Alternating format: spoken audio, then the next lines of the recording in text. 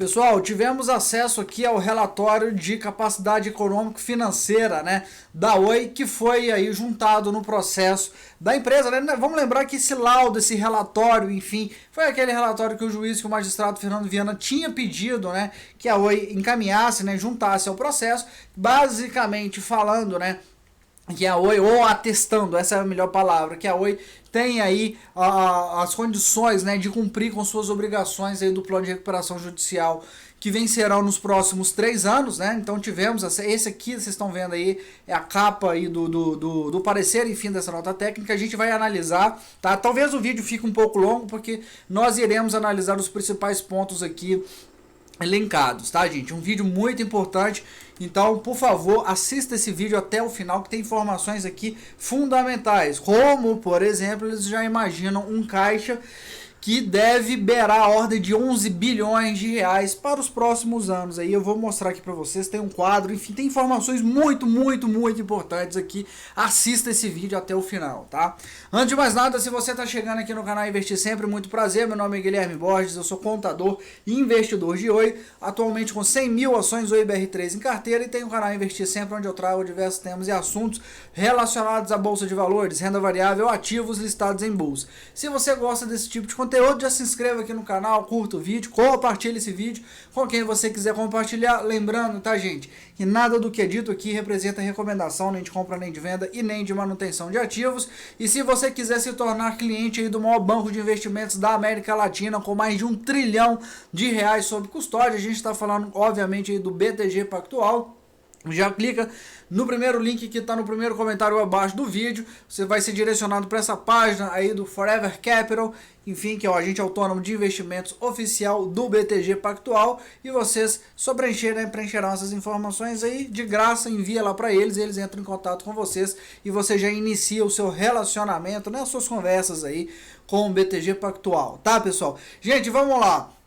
O primeiro ponto aí que eu quero demonstrar aqui para vocês é justamente essa planilha, né, ilustrativa das obrigações que vencerão nos próximos anos, tá, gente? Então, o que eles fizeram aqui? Basicamente colocaram, né, nessa planilha, a gente não vai passar por linha, porque, né, tem várias linhas aqui, mas que são as obrigações que aí vencerão, ou seja, que estão com prazo, né, de cumprimento ao longo desses próximos 3 anos. E aí a gente vê alguns nomes, né, como por exemplo a Fundação Atlântico, né, tá aqui, vai receber 3 parcelas ao longo dos próximos 3 anos, né, especialmente ali no dia 3 de fevereiro de cada ano.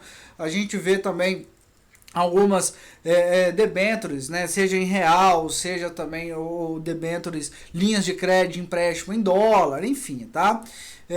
Tem diversas linhas aqui de créditos, enfim, basicamente dívidas, né, que a Oi tem aí e que vão vencer nos próximos 3 anos, reunidas naquele quadro lá de cima, tá? Então aqui eles basicamente, né, quem fez esse relatório que foi a Lix Associados, né, a consultoria contábil, tá? Depois vocês vão ver a assinatura do nome do auditor aí. E aqui eles basicamente falam, né, que o trabalho foi desenvolvido com a finalidade de apurar a capacidade, né, de pagamento das obrigações do plano de recuperação judicial da Oi, né, que vencerão agora nos próximos 3 anos, conforme determinado pelo juízo, né, nas folhas tais em razão do Ministério Público fundado, né, na preocupação quanto ao pagamento, né, em razão do requerimento, enfim, que foi um pedido aí do Ministério Público, na preocupação, né, do Ministério Público no pagamento dos diversos credores inseridos na regra de pagamento vinterária, né, do plano de recuperação judicial. O plano original, aprovado aí pelos credores da Oi na Assembleia lá no fim de 2017, sofreu alterações promovidas pelo aditamento, também aprovado em Assembleia Geral, né, lá em 2020, que ensejaram a renumeração, alteração e inclusão de cláusulas, né? E aí eles estão falando, enfim.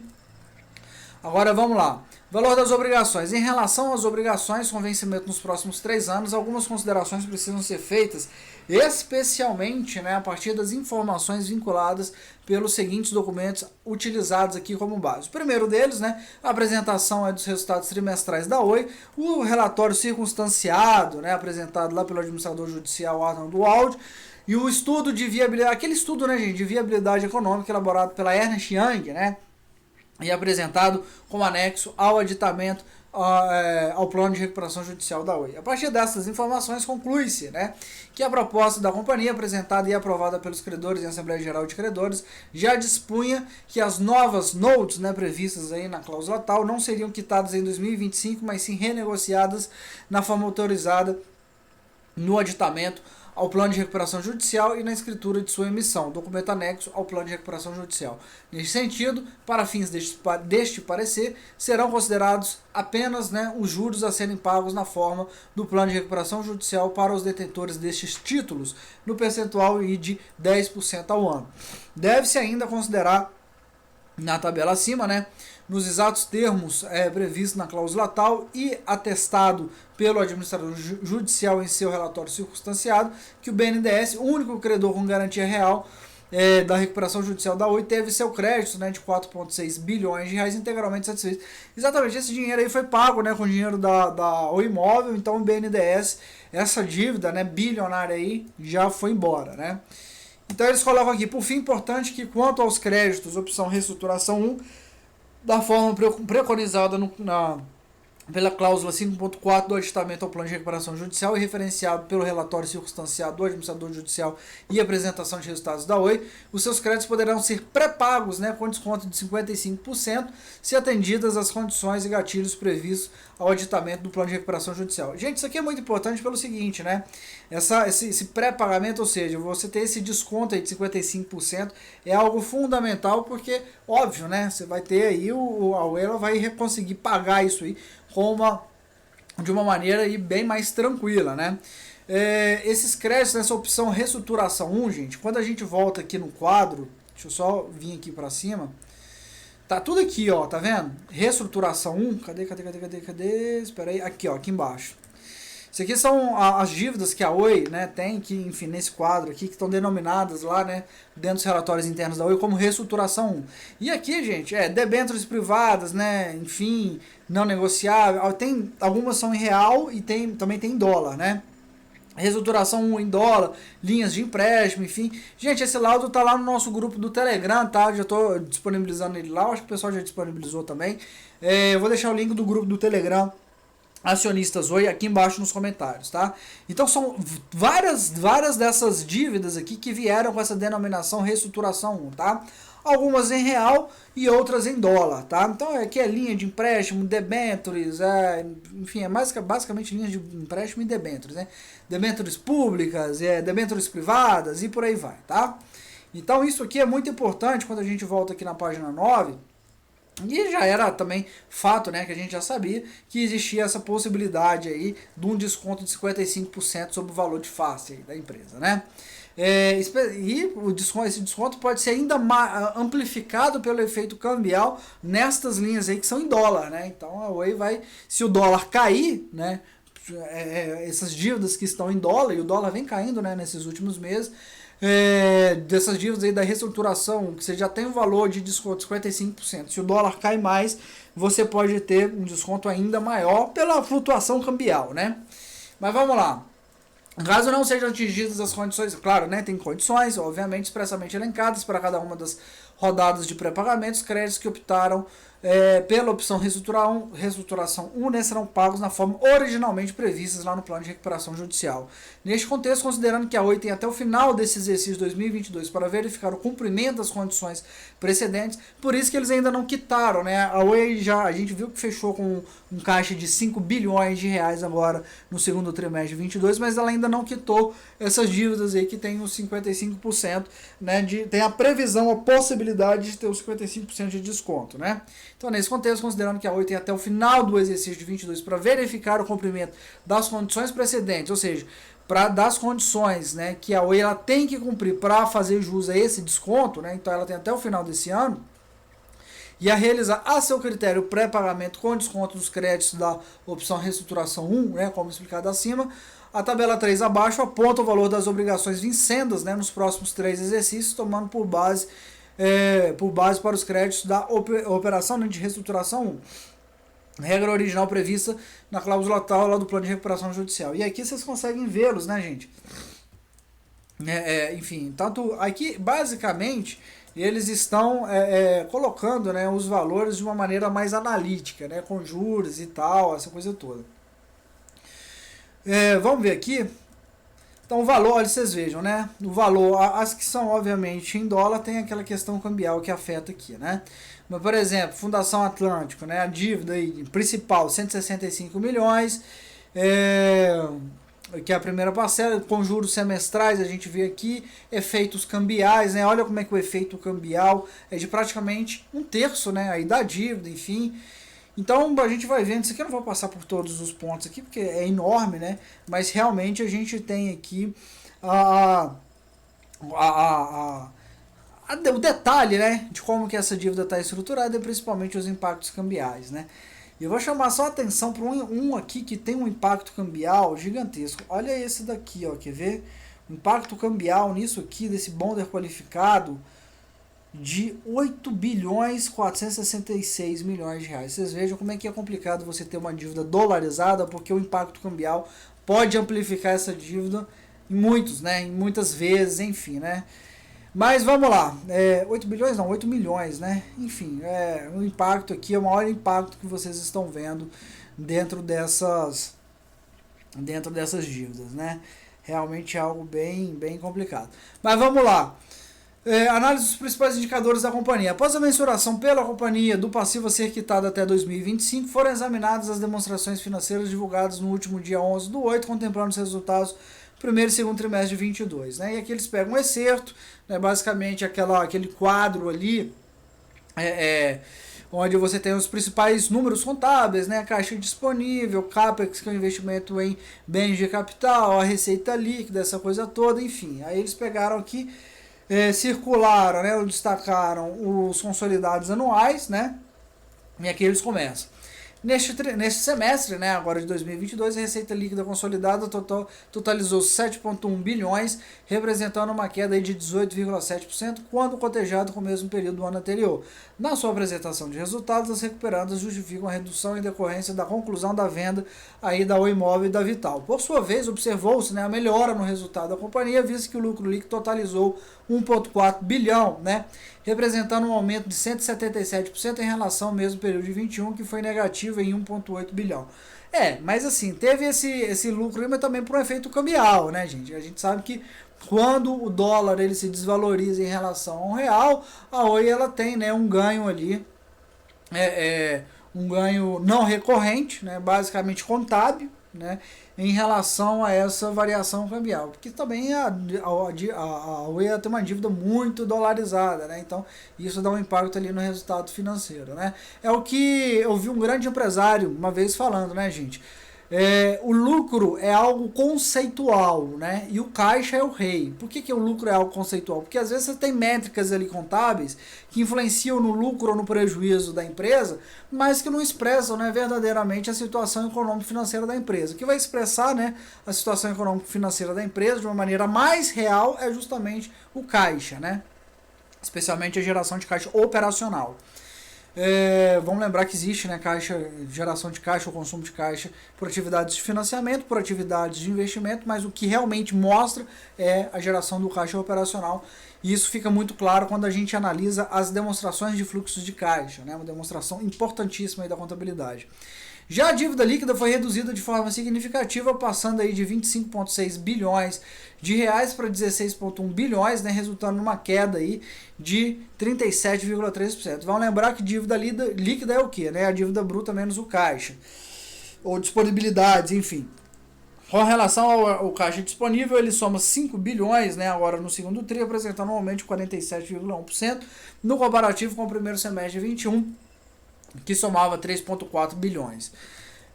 Além da melhora dos indicadores neste trimestre, né, no segundo tri, os custos e despesas operacionais, né, o OPEX que a gente fala, totalizaram 2,3 bilhões de reais, evidenciando uma queda de 24,7% em relação ao trimestre anterior, primeiro tri de 22 e de 23,3% em comparação com o mesmo trimestre anterior. Isso é muito importante, né, gente? A redução, né, na estrutura de custos e despesas da companhia.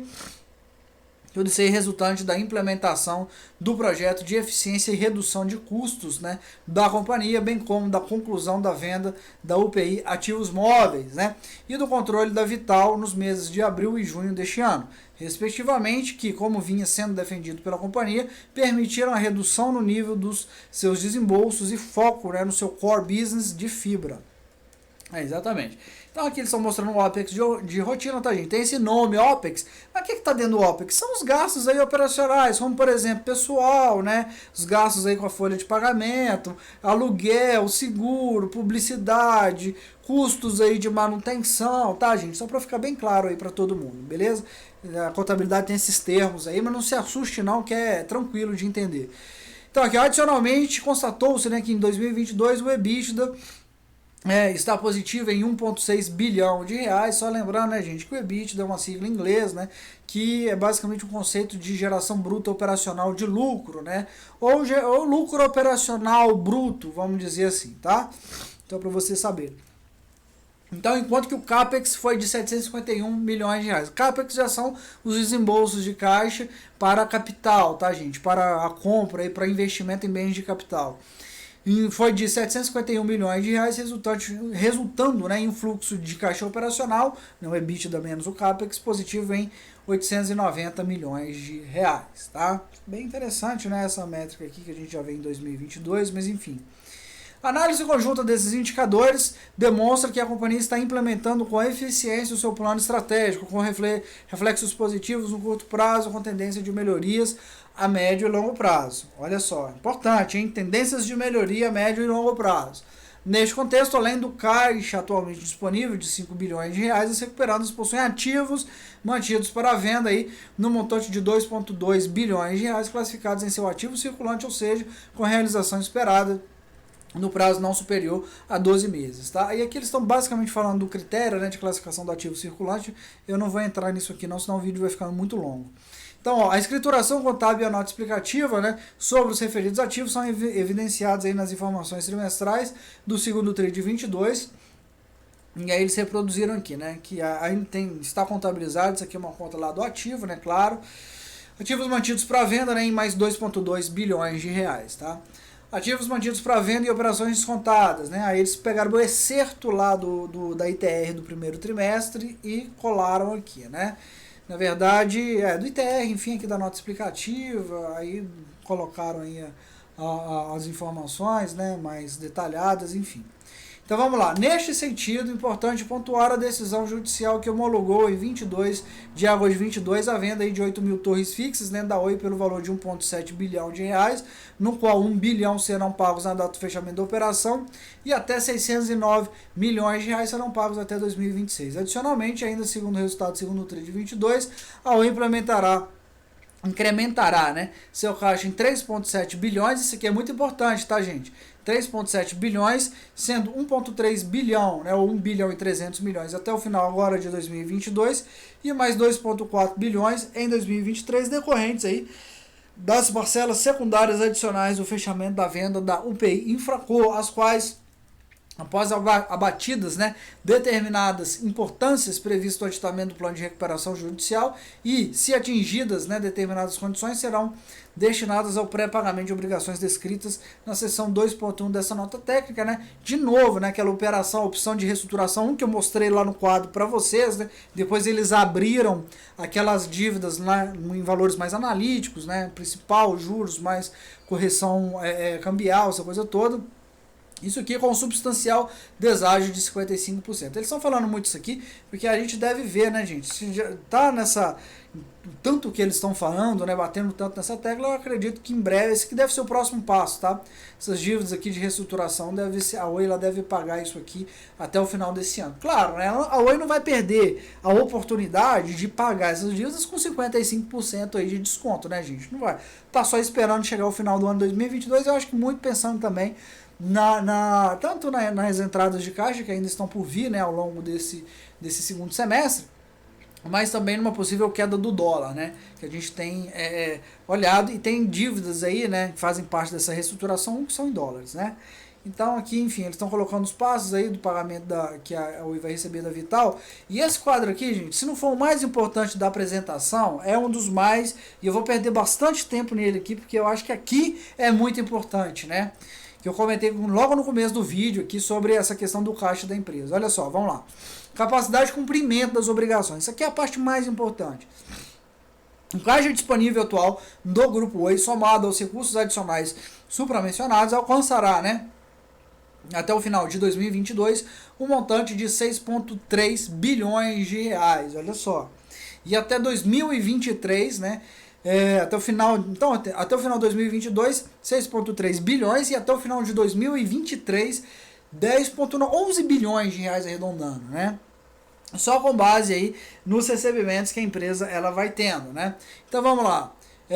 Isso, claro, né? Isso aí a gente está falando de recebimentos e eventualmente pode ter alguma saída de caixa para algum pagamento, essa coisa toda, mas reparem aqui comigo, olha só. Junho de 22, né? Finalizamos esse trimestre, segundo tri de 22, com 5 bilhões de caixa. Em dezembro de 22 foi para 1,3 bilhão de caixa, vai, né? Para 1,3 bilhão de caixa. Só com o valor da venda ali das ações, enfim, da Vital. Mas aqui, gente, ainda teria que contabilizar, né? O dinheiro que vai entrar da venda do imóvel, né? Que ainda tem mais, se eu não me engano, é 1,4 bilhão para entrar aí, que vai entrar agora em setembro. E a possibilidade de entrar mais 1 bilhão de reais da venda lá das 8 mil torres, tá? Então, na verdade, a gente poderia colocar esse caixa da Oi aí, ó, em 7,3 mais 1,4, 8 bilhões e 700 milhões, né? Se você for colocar aqui também, né, o valor que está para entrar o restante da venda do imóvel e o valor que também está para entrar aí da venda agora, né, que a Oi fez das 8 mil torres para Highline, né? E aqui eles ainda colocam, né, ativos mantidos para venda, né? E esperam, né, ser realizados aí em junho de 23, né, mais 2 bilhões 243 milhões, mais a terceira parcela da venda da Vital, né? Dá um subtotal em 2023 de 4 bilhões e 600, só de entradas, né, em 2023 de 4 bilhões e 600, dando aí no total geral de 11 bilhões de reais. Isso aqui, né, gente, claro que é um quadro gerencial, né? Tem efeitos aí, tanto positivos quanto negativos, mas nos dá uma ideia, né, da força do caixa da Oi para os próximos meses e trimestres, né? Então, nesse sentido, conforme apontado na sessão anterior e consideradas as premissas ali mencionadas, pode-se concluir que a companhia apresenta condições financeiras para cumprir as suas obrigações previstas para os próximos 3 exercícios, né? E aqui a arbitragem. O Grupo Oi também destaca oportunidades, né, regulatórias que poderão impactar de forma positiva nos próximos 2 dias. Trata-se da reivindicação de 16 bilhões de reais no procedimento arbitral, né, número tal, que a Oi, né, vem promovendo junto à Anatel. Né? Esses 16 bilhões, isso aí já é público, né, já tinha sido publicado antes, né, e a Anatel, a parte querida, né, enfim, a Anatel representando aí basicamente a União Federal.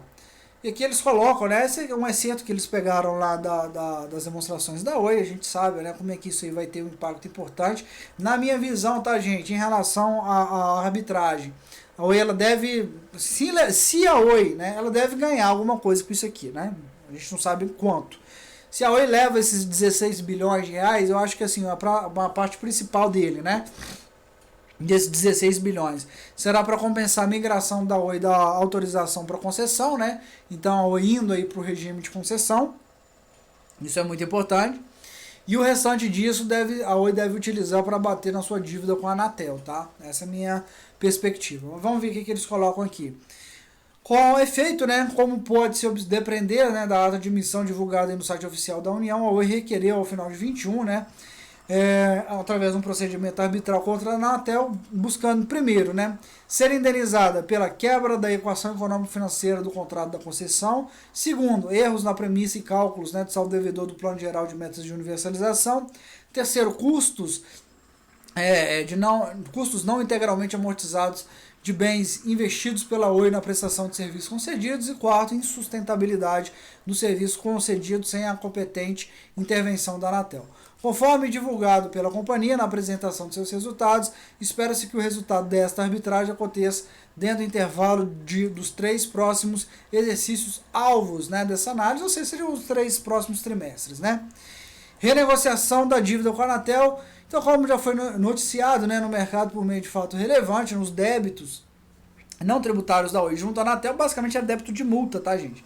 Inscritos em dívida ativa, né, da União, né, que foi na época um montante de 20,2 bilhões de reais, foram reduzidos para 9,1 bilhões, né, atualizados agora para o mês de maio de 22, mediante a concessão de desconto de 55%, né.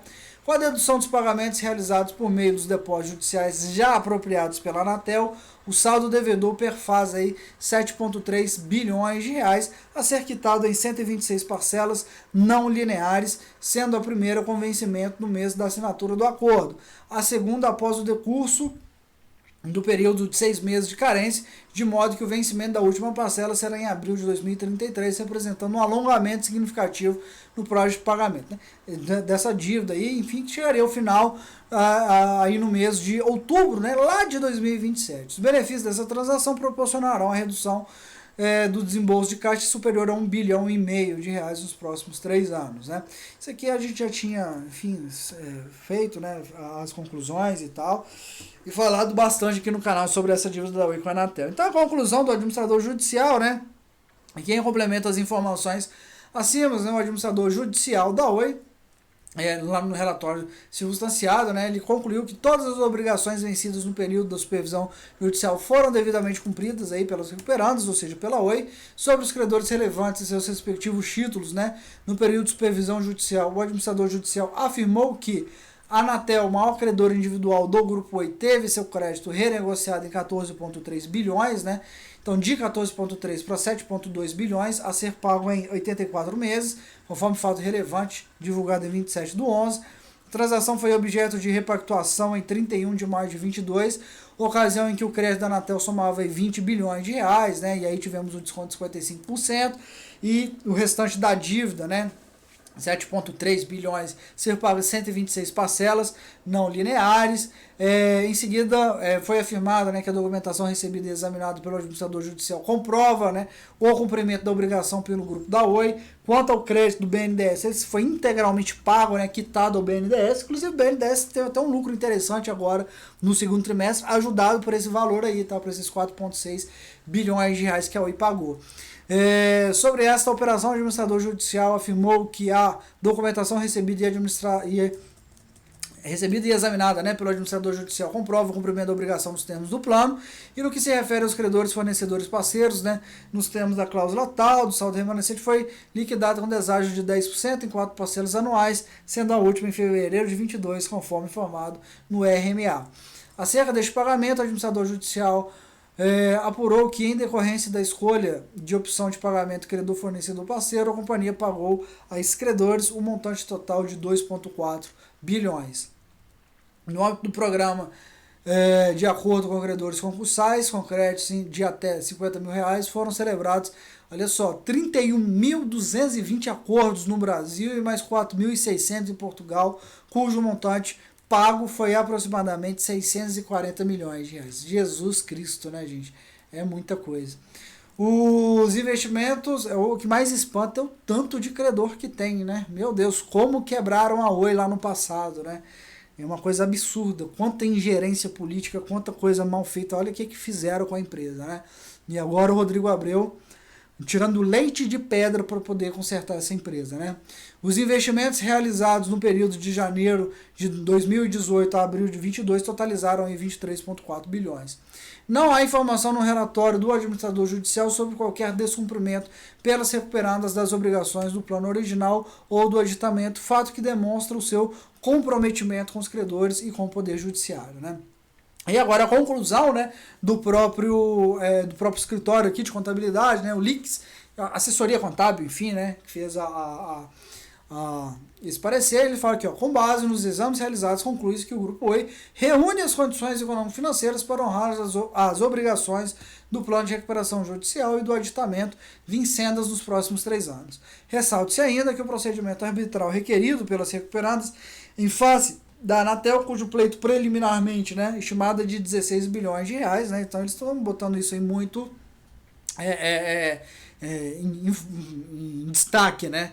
Eu acho que se a Oi levar esses 16 bilhões de reais, gente, show de bola, porque já quita logo todo o valor, né, que a Anatel está cobrando para fazer a migração da autorização para concessão. O valor que a Anatel está cobrando é mais ou menos uns 12 bilhões de reais, e com a diferença disso aí abate na dívida que a Oi tem com a Anatel. Vocês estão vendo que se a Oi ganhar essa arbitragem, ela não vai ganhar o dinheiro, né? Ela vai compensar este dinheiro com débitos aí, ou futuro, débitos que ela já tem com a Anatel e débitos futuros que ela poderia vir a ter com a Anatel nesse processo aí de migração da autorização para concessão. Então, assim,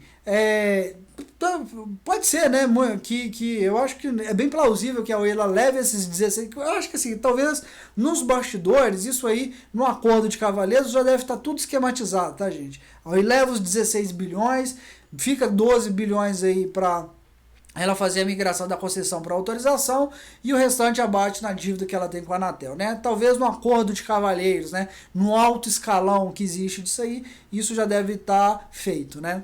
A gente sabe que isso acontece, né? Nas altas cúpulas aí decisórias de empresas, governos, estados, autarquias e por aí vai. Então, por fim, o novo acordo celebrado com a Anatel reduziu o fluxo de pagamentos em 1,5 bilhão de reais nos próximos 3 anos, impactando de forma positiva a liquidez das recuperandas. É o parecer perfeito, né? Assinado aí pelo Gustavo Banho Lix, né, que é o dono, muito possivelmente, né, deve ser o dono aqui da consultoria Lix Associados. Show de bola. Pessoal, muito importante, né? Esse parecer nos dá uma boa ideia sobre diversas questões envolvendo a Oi.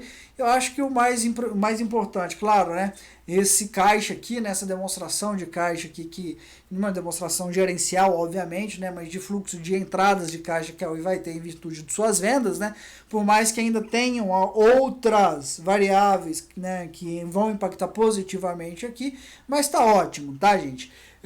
A gente vê aí a possibilidade de que realmente a empresa ela vai ter sim condições de sair uma empresa que vai pagar seus credores, que vai fazer constantes investimentos aí na parte da Oi Fibra, da Oi Soluções, e vai ser uma nova Oi, né? Ela deu um reset interno, a gente sabe disso, né? Criando novos CNPJs aí, mas é uma empresa que nasce com o mundo, uma avenida de oportunidades pela frente, né? E principalmente capitalizada, solvente, com alta liquidez, né? Com alto dinheiro, alto montante em caixa, que vai poder utilizar esse valor aí, em parte para quitar dívidas e administrar essas dívidas com mais conforto, né? Claro, e em outra parte realizar os investimentos que ela acha que são devidos. Beleza, pessoal? Eu vou ficando por aqui. Se você gostou do vídeo, já se inscreva no canal, curta o vídeo, compartilhe esse vídeo com quem você quiser compartilhar. Lembrando, tá, gente, que nada do que é dito aqui representa recomendação nem de compra, nem de venda e nem de manutenção de ativos.